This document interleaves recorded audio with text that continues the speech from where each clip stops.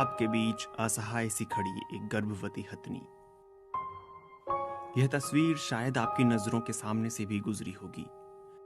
काफी देर तक यूं असहाय खड़े रहने के बाद वह हथनी मर गई। साथ ही उसके पेट में पल रहा अजन्मा बच्चा भी दुनिया में आने से पहले ही मर गया। इनकी मौत के साथ ही काफी हद तक इंसानियत भी मर गई।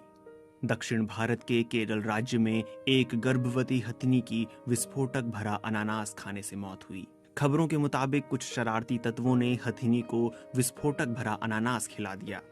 मानव और जानवरों के बीच संघर्ष में मानवता के पतन की ये एक और कहानी है। वन विभाग के अधिकारियों के मुताबिक हथनी की उम्र 14-15 साल रही होगी। घायल होने के बाद वो इतनी पीड़ा में थी कि 3 दिन तक वेलियार नदी में खड़ी रही और उस तक चिकित्सीय मदद पहुंचाने की सभी प्रयास नाकाम रहे। इस दौरान उसका मुंह और सूंड पानी के भीतर ही रहे। Silent valley national park Palakkad के वाइल्ड लाइफ वार्डन सैमुअल पचाव ने बीबीसी हिंदी से कहा कि उन्हें वो जगह नहीं मिली है जहां हथनी घायल हुई थी।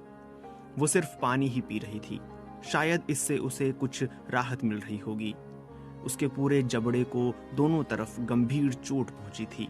उसके दांत टूट गए थे। पलक्कड़ जिले के मन्नारकड़ इलाके के वन अधिकारी सुनील कुमार ने बताया कि वन विभाग के अधिकारियों को यह हथनी 25 मई को मिली थी, जब यह भटक कर पास के खेत में पहुंच गई थी। शायद वो अपने गर्भ में पल रहे बच्चे के लिए कुछ खाना चाह रही थी। हथनी के घायल होने की ये घटना लोगों की नजर में तब आई जब रैपिड रेस्पॉन्स टीम के वन अधिकारी मोहन कृष्णन ने फेसबुक पर इसके बारे में एक भावुक पोस्ट लिखी। उन्होंने अपनी पोस्ट में लिखा कि घायल होने के बाद हथनी एक गांव में भागते हुए निकली, लेकिन उसने किसी को भी चोट नहीं पहुंचाई। हथनी की तस्वीर फेसबुक पर पोस्ट करते हुए उन्होंने लिखा कि वह भलाई से भरी हुई थी। वो कहते हैं कि तस्वीरों में हथनी का दर्द कैद नहीं हुआ है। वहीं सुनील कुमार का कहना है कि वन विभाग ने हाथियों की मदद से हथनी को नदी से बाहर निकालने की कोशिश की, लेकिन वो टस से मस नहीं हुई।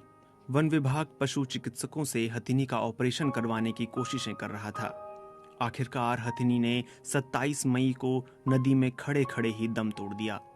जब उसके शव को पोस्टमार्टम के लिए ले जाया गया तो पता चला कि वो गर्भवती थी। कृष्णा ने अपनी पोस्ट में लिखा है कि पोस्टमार्टम करने वाले डॉक्टर ने बताया कि वो अकेली नहीं थी। मैं डॉक्टर के दर्द को समझ सकता था, हालांकि उनका चेहरा मास्क से छुपा था।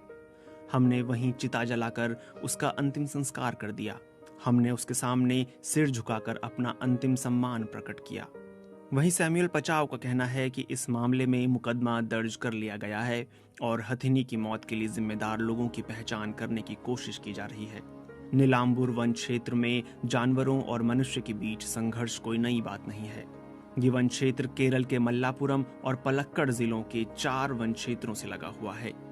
पचाव कहते हैं कि पहले भी लोगों और जानवरों के बीच संघर्ष के मामले सामने आते रहे हैं, लेकिन ये पहली बार है जब किसी हाथी को इस तरह विस्फोटक से घायल किया गया हो।